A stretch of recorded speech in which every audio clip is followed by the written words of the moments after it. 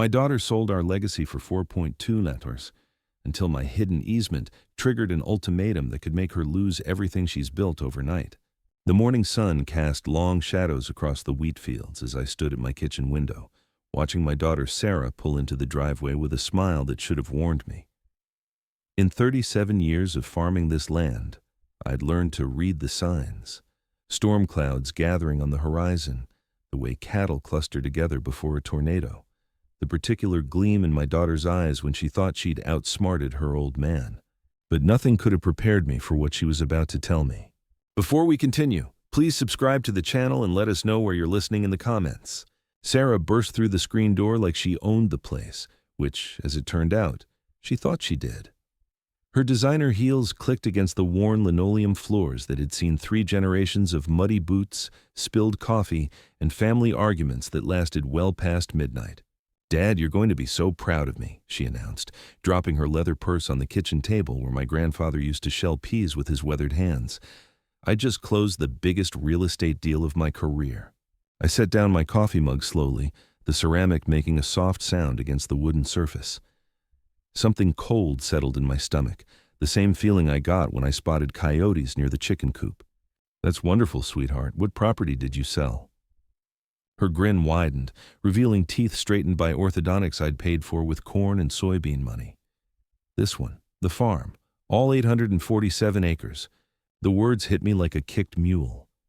I gripped the edge of the counter, feeling the familiar grooves worn smooth by my mother's hands, her mother's hands, and now mine. The kitchen seemed to tilt sideways, as if the very foundation of everything I knew had shifted beneath my feet. "Sarah, what are you talking about?" She pulled out her phone with the practiced efficiency of someone who'd grown up in a world where everything important happened on a screen. "The developers offered $4.2 million. Can you believe it? $4.2 million. They want to build a luxury subdivision called Harvest Ridge Estates. Isn't that perfect? Perfect." She thought it was perfect that strangers would bulldoze the oak tree where her grandmother had taught her to climb.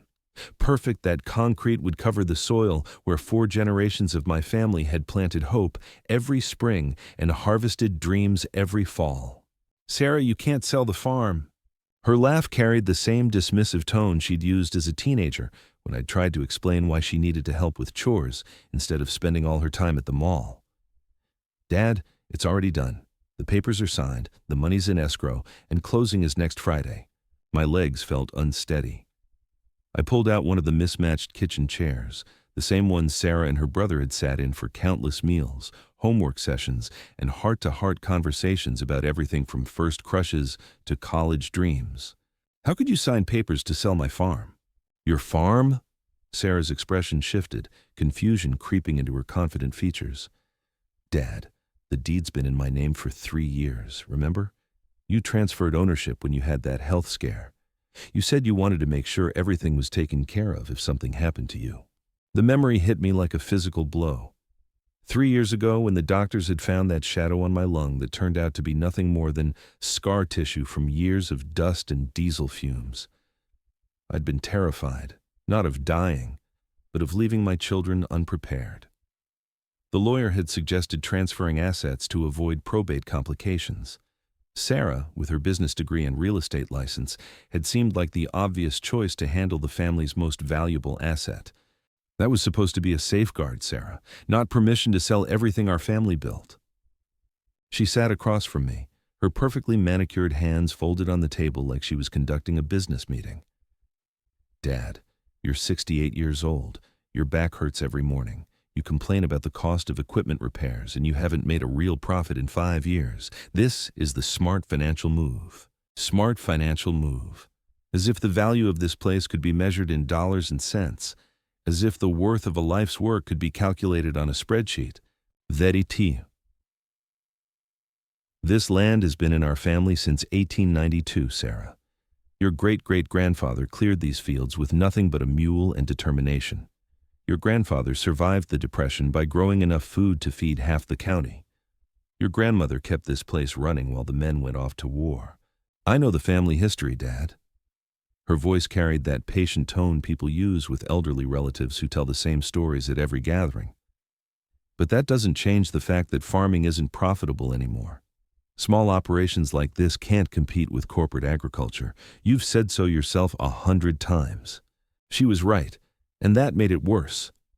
I had complained about rising costs, unpredictable weather, and markets controlled by companies that viewed farmers like us as expendable. But complaining about the challenges didn't mean I wanted to abandon everything. Where am I supposed to go, Sarah? This isn't just a business to me. It's my home. Her expression softened slightly, the first crack in her professional facade. You can come live with me and Marcus in the city. We've got that big house in Maple Grove, and the guest suite has its own entrance. You'd love it there. There's a golf course, a community center, restaurants you can walk to.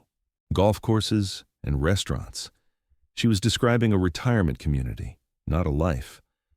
I'd visited her suburban neighborhood before, with its perfectly trimmed lawns and houses that all looked like they'd been stamped from the same cookie cutter. Every blade of grass measured and controlled, every tree planted according to some homeowner association's idea of aesthetic perfection. I don't want to live in the city, Sarah. I want to live here, on the land my family has worked for over a century. She leaned forward, her voice taking on the persuasive quality she probably used with reluctant clients. Dad, think about what this money could do for you. $4.2 million. You could travel, see the world, buy a nice condo somewhere warm. You've worked hard your entire life. Don't you deserve to enjoy your retirement? Retirement, another word that felt foreign in my mouth. Farmers didn't retire. We just slowed down gradually until the earth claimed us back. The idea of sitting in some sterile apartment, watching other people live their lives through a window, felt like a kind of death. Did you tell your brother about this? A flicker of something uncomfortable crossed her face. Michael's still deployed. I didn't want to worry him with business decisions while he's overseas. Business decisions. She'd reduced the sale of our family's legacy to a business decision that didn't require input from her brother, who'd spent every summer of his childhood learning to drive the tractor, mend fences, and read the sky for signs of weather. Pray. Sarah, you need to understand something. This farm isn't just property. It's the foundation of everything our family is. Your children, when you have them, they should know where they come from. They should understand that their ancestors weren't afraid of hard work, that they built something lasting with their own hands. Her phone buzzed against the table, and she glanced at it automatically, the way her generation always did. Dad, I appreciate the sentiment, but we can preserve family history without preserving a failing business. I'll make sure to take lots of photos before the demolition starts. Photos. She wanted to reduce 5 generations of blood, sweat, and love to photographs in an album that would gather dust on some shelf. I stood up slowly, my joints protesting after too many years of lifting hay bales and wrestling with stubborn machinery. Through the kitchen window, I could see the barn where my grandfather had taught me to milk cows before dawn every morning of my childhood. The same barn where I'd taught Sarah and Michael to gather eggs, showing them how to move slowly so the hens wouldn't get spooked. The developers want to take possession next Friday? That's right. They're paying cash, so there won't be any financing delays. It's really quite remarkable how smoothly everything has gone. Smoothly. Everything had gone smoothly because she'd orchestrated the entire sale without consulting the one person who'd spent his entire life making this land productive. And you've already spent the commission, I suppose? She had the grace to look slightly embarrassed. Well, Marcus and I did put a deposit down on a lake house, but that's not important right now. What matters is that you're going to be financially secure for the rest of your life. Financially secure. As if security could be measured only in bank account balances, as if the security that came from knowing every acre of your land, every seasonal rhythm, every bird call and weather pattern meant nothing at all. I walked to the kitchen drawer where I kept important papers, my hands moving with the muscle memory of someone who'd lived in the same house for nearly 4 decades. Sarah watched me with growing confusion as I pulled out a manila folder thick with documents. Dad, what are you looking for? I didn't answer immediately. Instead, I spread the papers across the kitchen table, pushing aside her purse and phone to make room. Legal documents, some yellowed with age, others crisp and recent. The history of our family's relationship with this land, told in property transfers, tax records, and carefully preserved agreements. Sarah, I need you to look at something. She leaned forward reluctantly, her manicured fingers drumming against the table's surface with obvious impatience. The same restless energy she'd displayed as a child when forced to sit through Sunday sermons or family dinners that lasted longer than her attention span. "What is this, Dad? More old family documents? I really don't have time for a history lesson right now. I've got 3 other closings this week, and Marcus is expecting me home for dinner." I pulled out the first document, a thick piece of parchment that had survived nearly a century and a half. The ink had faded to a rusty brown, but the words were still legible to anyone who took the time to read carefully. "This is the original land grant from 1892. Your great-great-grandfather, Thomas Miller, purchased this land from the railroad company for $2 an acre." Sarah glanced at the document with the polite interest she might show a museum exhibit. "That's fascinating, Dad, but I don't see how this changes anything. Historical significance doesn't affect property law." I set the land grant aside and pulled out another document, this one from the 1930s. The paper was cream-colored and formal, bearing the seal of the county courthouse. "This is from 1934, during the worst of the Depression. Your great-grandfather, William Miller, took out a loan against the property to help his neighbors avoid foreclosure. 3 families in this township kept their farms because William risked everything to help them." "Dad, that's a beautiful story, but he never asked for the money back," I continued, ignoring her interruption. "When times got better, those families tried to repay him, but William refused. He said neighbors help neighbors, and that's how communities survive." Sarah's phone buzzed again, and I watched her resist the urge to check it. Her foot tapped against the linoleum floor, a nervous habit she'd developed in high school when she was anxious to be anywhere but where she was. I pulled out a document from the 1950s, official letterhead from the Department of Agriculture. "This is a soil conservation agreement your grandfather signed in 1953. He agreed to plant windbreaks, rotate crops according to sustainable practices, and maintain wetlands for wildlife habitat. In exchange, the government provided technical support and equipment subsidies." I'm sure Grandpa was very environmentally conscious, but modern developers have to meet much stricter environmental standards than farmers did in the 50s. Her dismissive tone stung, but I pressed on, pulling out a folder of photographs. Black and white images of the farm through the decades, each one telling a story she'd apparently forgotten. "Here's your grandmother during the flood of '67. See how she's standing in water up to her knees, but she's smiling? That's because she and your grandfather had built raised beds for the vegetable garden, and they were able to supply fresh produce to families whose crops had been destroyed." Sarah glanced at the photo, and for a moment, something flickered in her expression. Recognition, perhaps, or a memory of stories she'd heard as a child. But the moment passed quickly, replaced by professional impatience. "Dad, I understand that this place holds sentimental value, but sentiment doesn't pay bills or secure your future. $4.2 million will ensure you never have to worry about money again." I set aside the photographs and pulled out a more recent document, one that made my hands tremble slightly as I unfolded it. The letterhead was from the County Environmental Office, dated just 18 months ago. "Do you know what this is, Sarah?" She shook her head, though something in her posture suggested she was beginning to suspect this conversation wasn't going in the direction she'd anticipated. "This is a conservation easement agreement. 18 months ago, I signed a legal contract with the county and the state environmental department. This farm is now protected wetlands and wildlife habitat in perpetuity." The color drained from Sarah's face so quickly I thought she might faint. Her mouth opened and closed without producing sound, like a fish gasping on dry land. "What does that mean?" Her voice came out as barely a whisper. "It means, sweetheart, that no one can ever develop this land. No subdivisions, no strip malls, no luxury estates. The soil, the wetlands, the wildlife corridors, they're all legally protected forever." Sarah's hands gripped the edge of the table so tightly her knuckles turned white. "But that's impossible. I researched the property. I ran title searches. There's no record of any easements or restrictions. The paperwork was filed with the State Environmental Office, not the County Recorder's Office. Different database entirely. Most real estate agents wouldn't know to look there unless they specialized in agricultural or conservation properties."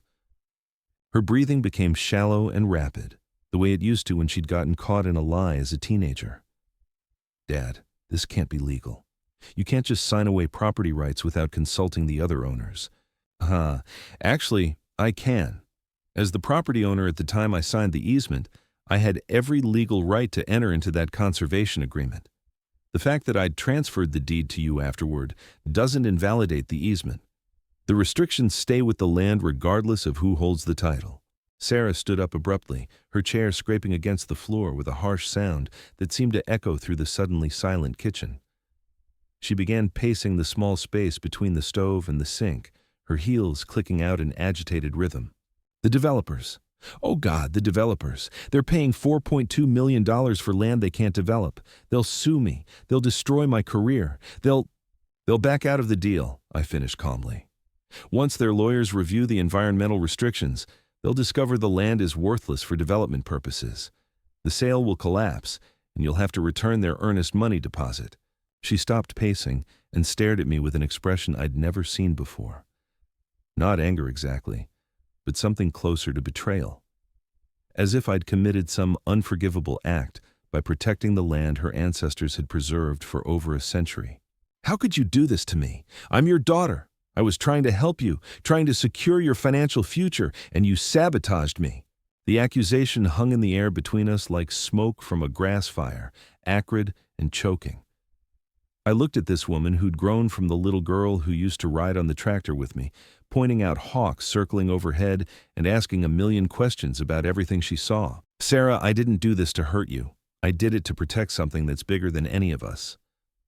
Bigger than your own daughter's success, bigger than your financial security, bigger than giving your grandchildren the inheritance they deserve?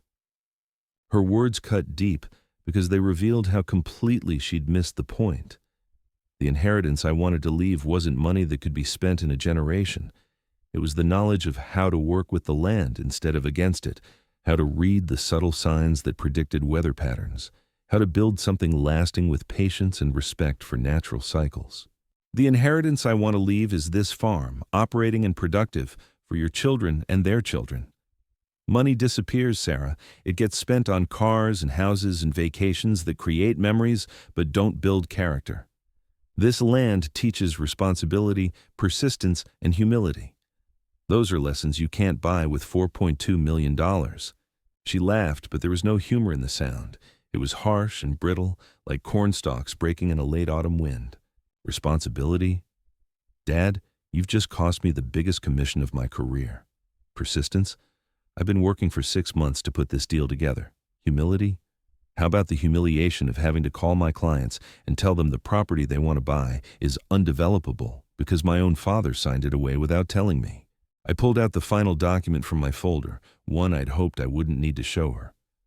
It was recent, dated just 2 weeks ago, bearing the seal of a law firm in the state capital. Sarah, there's something else you need to understand about the conservation easement. Her eyes widened with something approaching panic. What now? What other surprises have you planned to destroy my career? The easement includes a substantial tax benefit. Since the land can never be developed, its assessed value for property tax purposes has been reduced by 80%. But more importantly, the government pays an annual conservation stipend to maintain the wetlands and wildlife habitat. I handed her the document, watching as she scanned the official letterhead in formal language with growing confusion. I don't understand what this means. It means the farm is now profitable in ways it never was before. The conservation payments, combined with reduced property taxes and sustainable farming practices, generate enough income to support a modest but comfortable lifestyle. The land pays for itself now, Sarah. It doesn't need to be sold to be valuable. She sank back into her chair, the document trembling in her hands as the implications settled over her like a heavy blanket on a suffocating summer night. So the farm is profitable, but it can never be sold for development. That's right. And I've promised $4.2 million to developers who can't use the land for their intended purpose. Correct. And my commission on the sale was going to be $250,000. I assume so, yes. She set the document down carefully, as if it might explode if handled too roughly. When she looked up at me, her eyes held a mixture of anger, confusion, and something that might have been grudging respect. You planned this whole thing, didn't you? The conservation easement, the timing, everything? I considered her question carefully, thinking about the sequence of events that had led us to this moment. Had I planned it, or had I simply responded to circumstances as they developed? The truth was probably somewhere in between. I planned to protect the land, yes, but I hoped it would never come to this. I hoped you'd understand the value of what we have here without needing to learn it the hard way.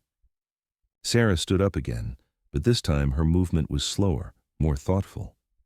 She walked to the kitchen window and looked out at the fields where the morning sun was now climbing toward its zenith, casting shorter shadows across the rows of emerging corn. The developers are going to be furious. Probably. My reputation in the real estate community is going to suffer. Maybe temporarily. Marcus is going to kill me when he finds out we can't buy the lake house. Marcus married you for better or worse. This qualifies as worse, but that's what marriage vows are for. She turned away from the window, and I was surprised to see tears in her eyes. Not the angry tears of frustration, but something deeper and more complicated. Dad, I thought I was helping you. I genuinely believed that selling the farm was the best thing for everyone. You've complained about money problems, about the physical demands of farming, about the uncertainty of crop prices and weather. I thought $4.2 million would solve all those problems. Her words carried the weight of genuine remorse, and for the first time since she'd walked through that screen door, I saw traces of the little girl who used to bring me dandelions she'd picked from the pasture, convinced they were the most beautiful flowers in the world. I know you thought you were helping Sarah. That's what makes this so hard. She wiped her eyes with the back of her hand, smearing mascara slightly across her cheekbone. So what happens now? How do I tell the developers that the deal is dead? How do I explain this to my broker, to Marcus? You tell them the truth. That due diligence revealed environmental restrictions that make development impossible. It happens more often than you'd think in agricultural areas. But my reputation will recover. You made an honest mistake based on incomplete information. Any reasonable person will understand that. She walked back to the table and began gathering up the documents, handling them with more care than she'd shown when she first arrived. The conservation easement paperwork seemed to hold particular fascination for her, as if she was seeing it clearly for the first time. Dad, can I ask you something? Of course. When you signed this easement, did you know I was already talking to developers about the property? The question hung between us like morning mist over the pond, delicate but impossible to ignore. I'd wondered when she'd figure that part out, when she'd realized the timing wasn't coincidental. Mrs. Henderson at the post office mentioned seeing you in town with some men in expensive suits, looking at survey maps. Small towns talk, sweetheart. Word gets around.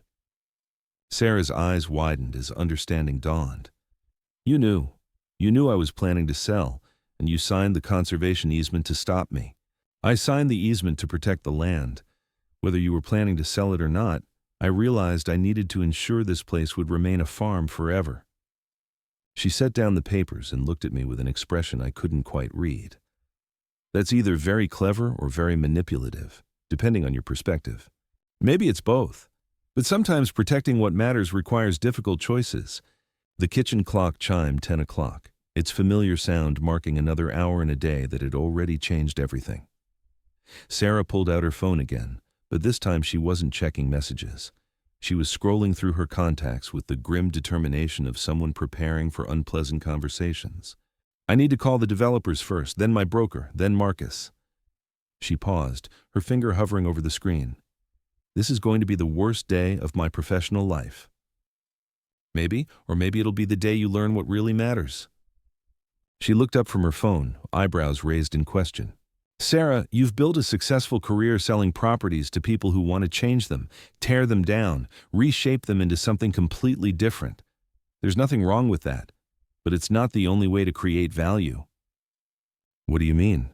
I gestured toward the window, where the view encompassed fields that had been producing food for over a century. This land creates value by staying exactly what it is. The conservation easement proves that preservation can be just as profitable as development, just in different ways. She followed my gaze, and I wondered what she saw. Did she notice how the morning light caught the grain heads as they swayed in the breeze?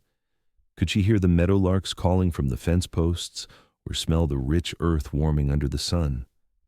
Or did she still see only missed opportunities and unrealized profits? The annual conservation payment is really enough to live on?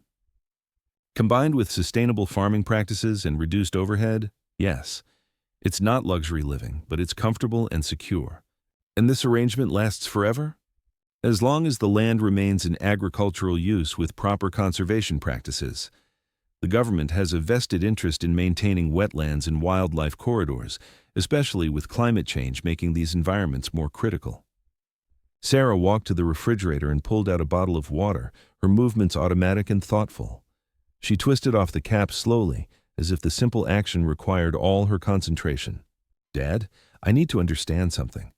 If the farm is now financially stable, why did you transfer the deed to me in the first place? Why not keep ownership yourself? The question struck at the heart of everything I'd been wrestling with for the past 3 years. The decision to transfer ownership hadn't been made lightly, and the consequences had proven more complicated than I'd anticipated. When the doctors found that shadow on my lung, I panicked. Not about dying, but about leaving you and Michael unprepared.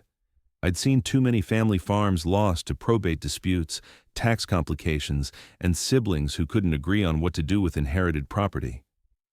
I opened the cabinet where I kept my coffee mugs, pulling down the one Sarah had made for me in high school ceramics class. It was lopsided and glazed in colors that didn't quite match, but it held coffee perfectly and reminded me daily that love mattered more than perfection. I thought putting the deed in your name would simplify everything. You had the business background, the real estate knowledge, the practical skills to manage property transactions if something happened to me. But you didn't trust me to make the right decisions about the land itself.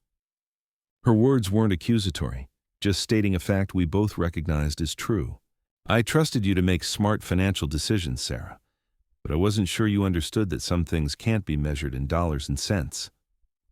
She took a long drink of water, then set the bottle on the counter with a soft thud. And now I've proven your doubts were justified. You've proven that we see value differently. That doesn't make you wrong, just incomplete in your understanding.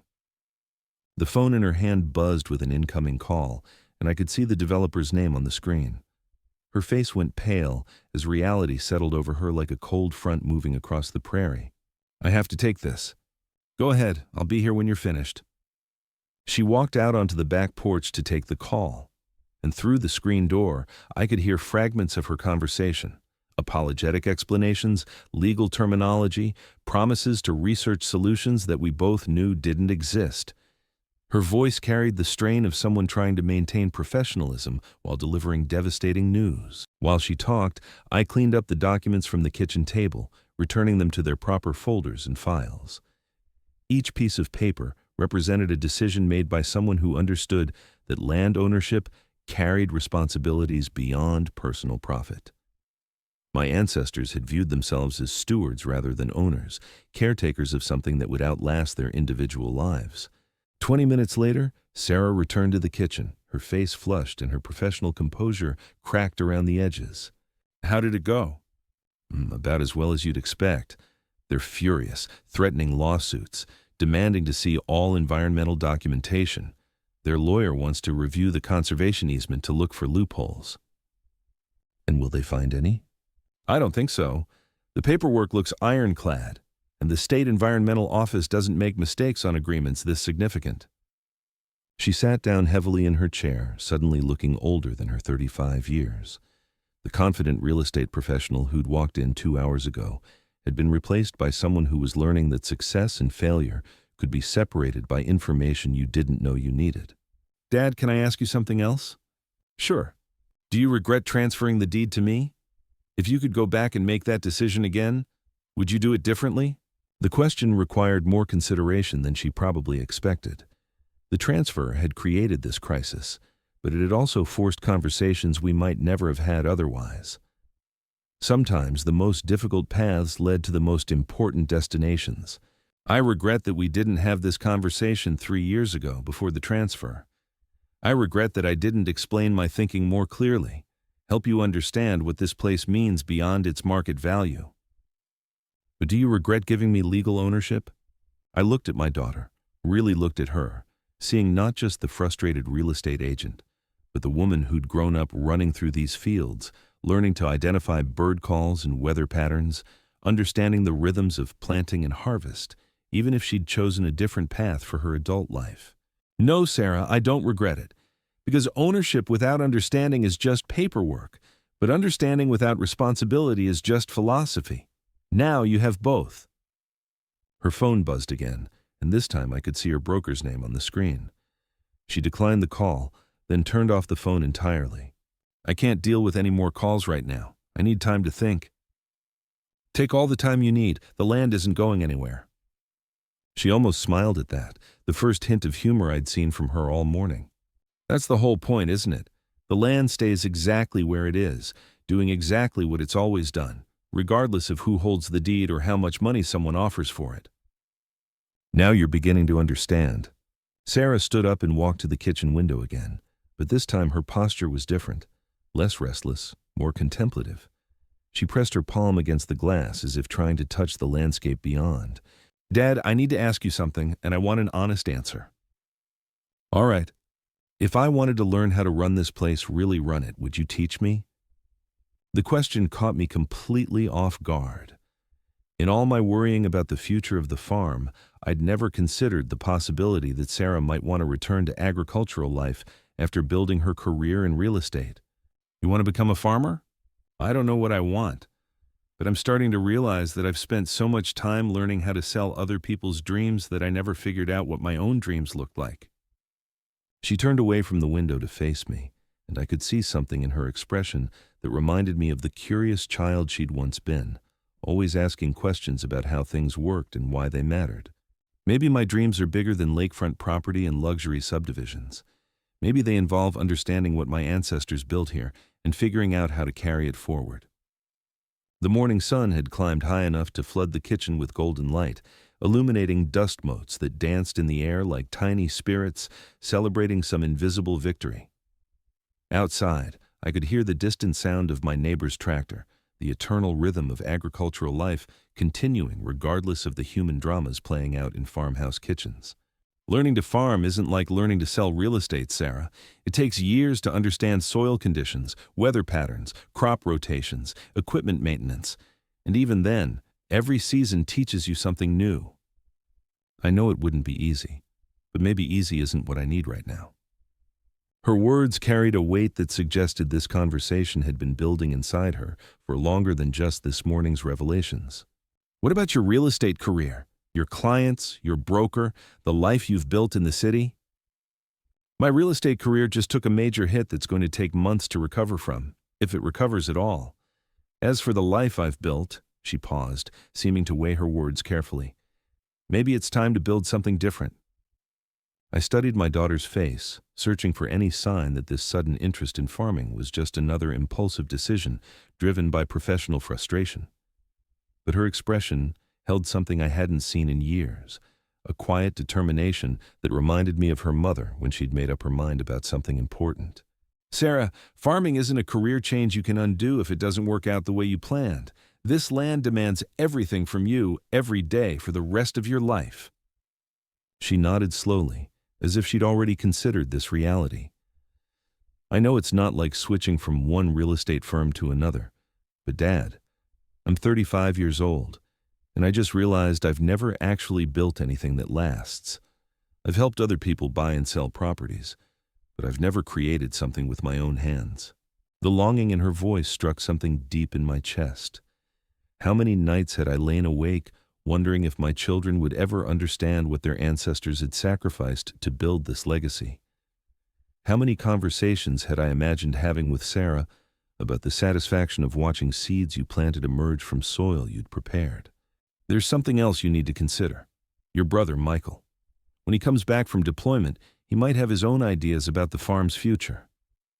Sarah's expression grew complicated, guilt and uncertainty flickering across her features.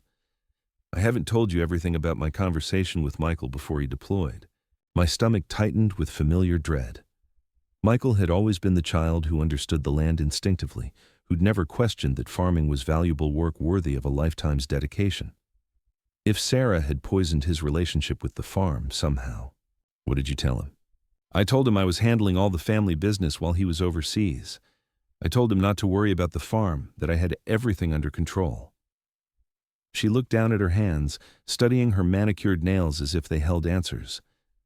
I told him I was making decisions that would secure everyone's financial future. But you didn't tell him you were planning to sell. No, I thought I'd surprise him when he got back, present him with his share of the proceeds as a welcome home gift. The magnitude of her miscalculation was staggering. Michael had enlisted partly to serve his country, but also to earn money for agricultural equipment and land improvements. He'd spent the last 2 years writing letters about his plans for expanding the organic vegetable operation, his ideas for sustainable livestock management, his dreams of making the farm profitable through innovative practices. Sarah, your brother has been planning his entire future around coming back to this farm. He's been taking online courses in sustainable agriculture, corresponding with extension agents about crop diversification, researching equipment purchases with his deployment savings. Her face went pale. Oh God, I had no idea he was that serious about farming. He's been serious about it since he was 12 years old. You were already focused on getting away from here, going to college, building a life in the city. You probably didn't notice how much time Michael spent learning from me, asking questions about every aspect of the operation. She stood up abruptly, pacing to the sink and back, her heels clicking against the linoleum with agitated rhythm. So when he comes home and finds out I tried to sell his inheritance, he's going to hate me. He's going to be confused and hurt, but Michael's not the type to hold grudges, especially against family. Unless I've destroyed his entire future without consulting him. The pain in her voice was genuine, and I realized this conversation was about more than just real estate deals and conservation easements.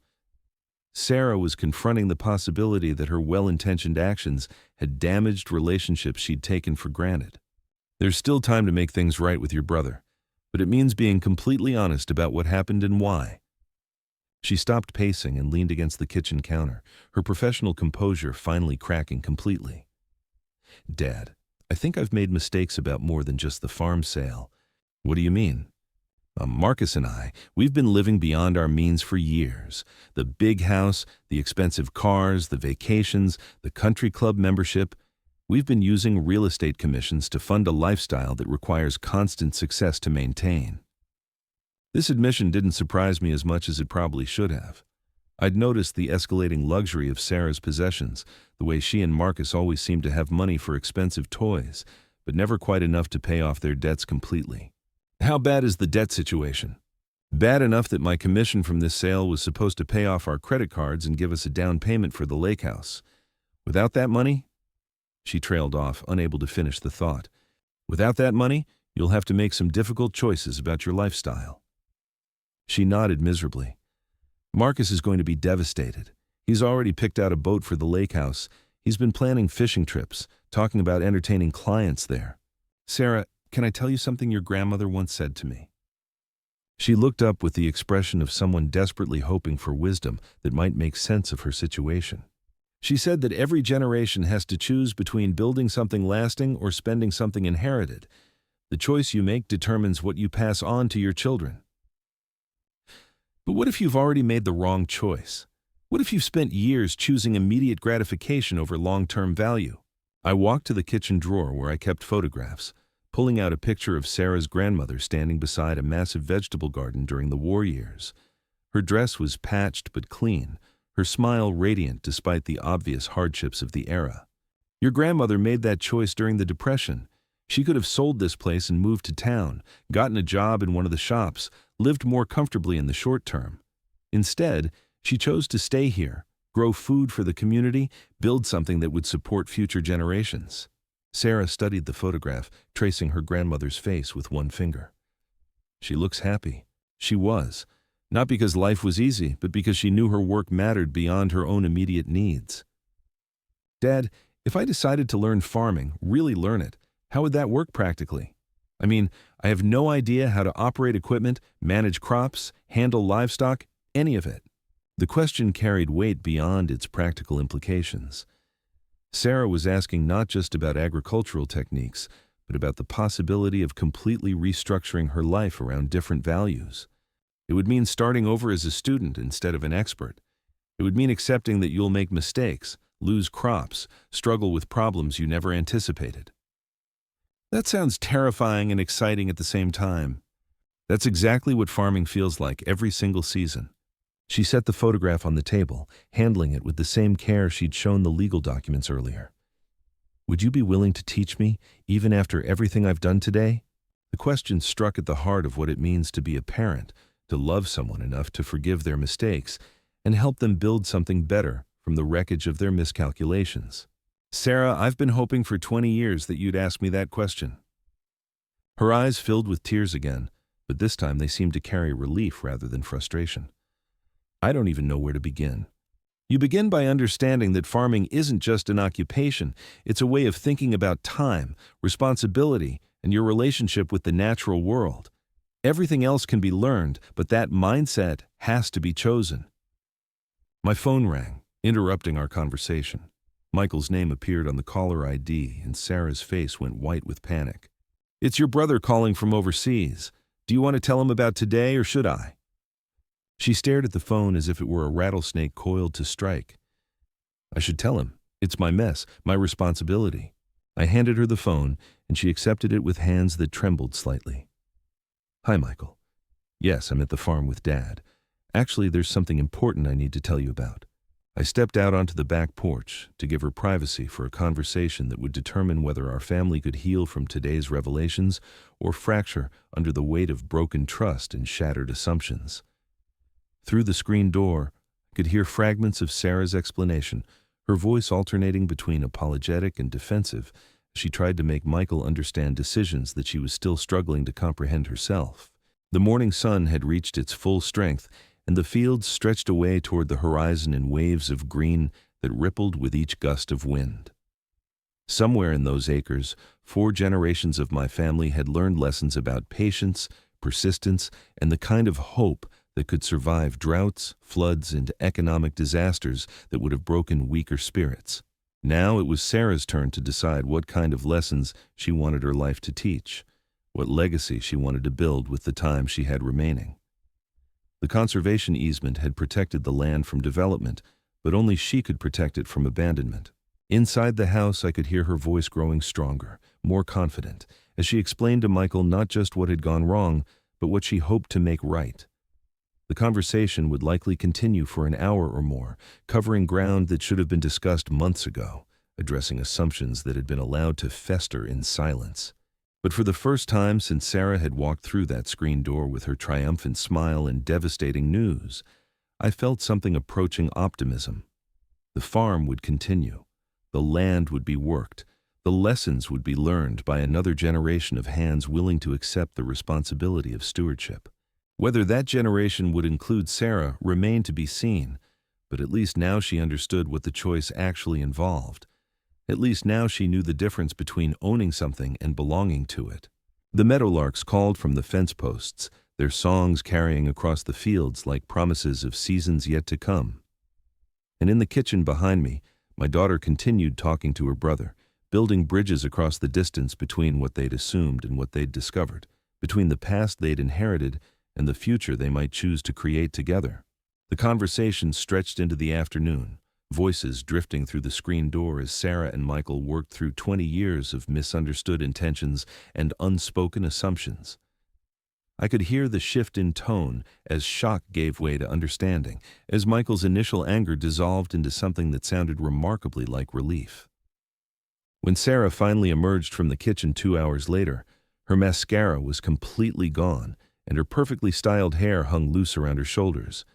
But her eyes held a clarity I hadn't seen in years. "He wants to talk to you," she said, handing me the phone. Michael's voice carried the familiar warmth that had sustained me through his deployment, but underneath it was something new, a weight of responsibility that hadn't been there before. "Dad," Sarah told me everything, about the conservation easement, the failed sale, all of it. He paused, and I could hear voices in the background, the sounds of a military base winding down for the evening. "I want you to know that I'm proud of you for protecting the land, and I'm grateful Sarah finally understands what we're actually fighting to preserve.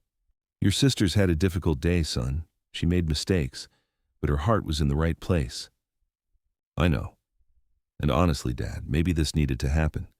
Maybe we all needed to face the possibility of losing the farm to understand what it really means to us." Through the kitchen window, I watched Sarah walking slowly through the vegetable garden, stopping to examine plants she'd probably never noticed during her previous visits. Her heels had been abandoned on the back porch, and she was barefoot now, her toes sinking into the soft earth between rows of tomatoes and peppers. "Michael, your sister thinks she might want to learn farming. Really learn it, not just help out during harvest season." The silence on the other end of the line stretched long enough that I wondered if the connection had failed.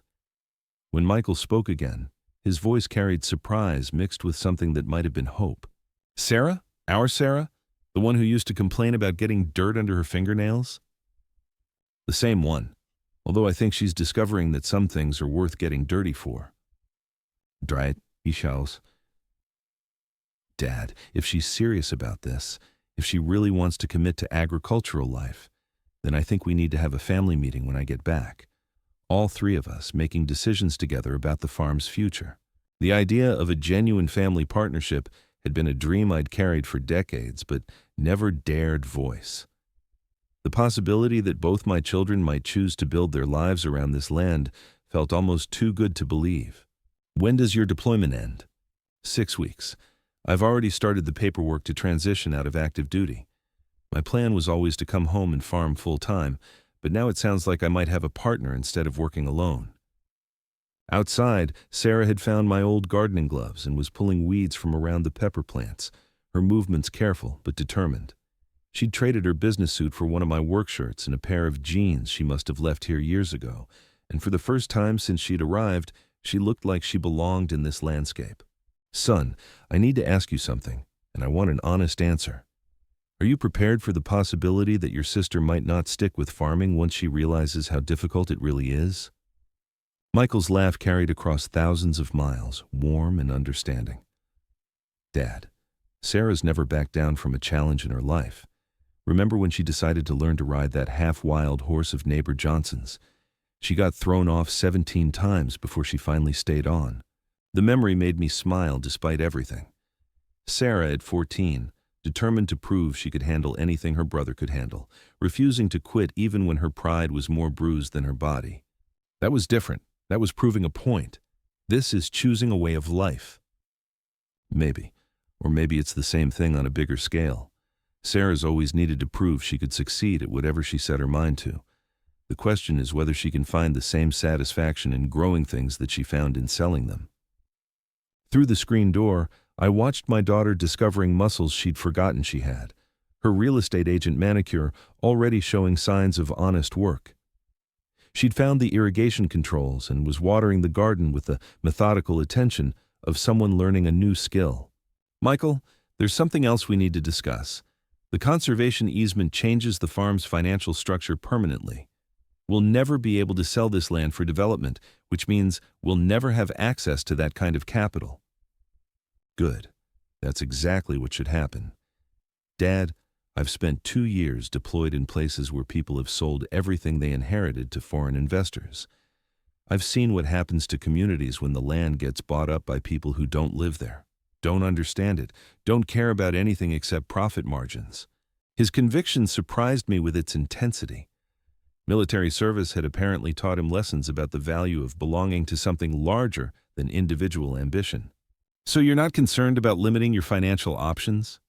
"I'm concerned about preserving something that matters more than money." Sarah's real estate career taught her to think about property as a commodity to be traded. My military service taught me to think about land as something worth defending. The philosophical difference between his perspective and Sarah's struck me as potentially problematic. Could two people with such different relationships to the concept of land ownership work together successfully? "When you come home, son, you might find that your sister and you have very different ideas about how the farm should operate. Then we'll figure it out together. That's what families do, right? They work through their differences instead of making unilateral decisions that affect everyone." The gentle criticism in his words wasn't lost on me. Michael was pointing out that both Sarah and I had made significant choices without consulting him, despite his clear investment in the farm's future. "You're right. We should have included you in these discussions from the beginning. What matters now is that we include each other going forward. Dad, I want you to promise me something." "What's that?" Promise me that any major decisions about the farm will be made by all three of us together. No more secret conservation easements, no more surprise sales attempts, no more assuming we know what's best for each other." I looked at my daughter through the kitchen window, her city hands learning the weight of honest soil, and realized that sometimes the greatest inheritance isn't what you leave behind, but what you teach someone to build for themselves. Sarah had walked into my kitchen that morning thinking she owned everything, only to discover she understood nothing. But ownership was never the point. The land had been teaching our family for over a century that some things can't be bought or sold, only stewarded and passed forward. That conservation easement didn't just protect 800 acres from development, it protected 5 generations of dreams from the short-sighted greed of a single moment.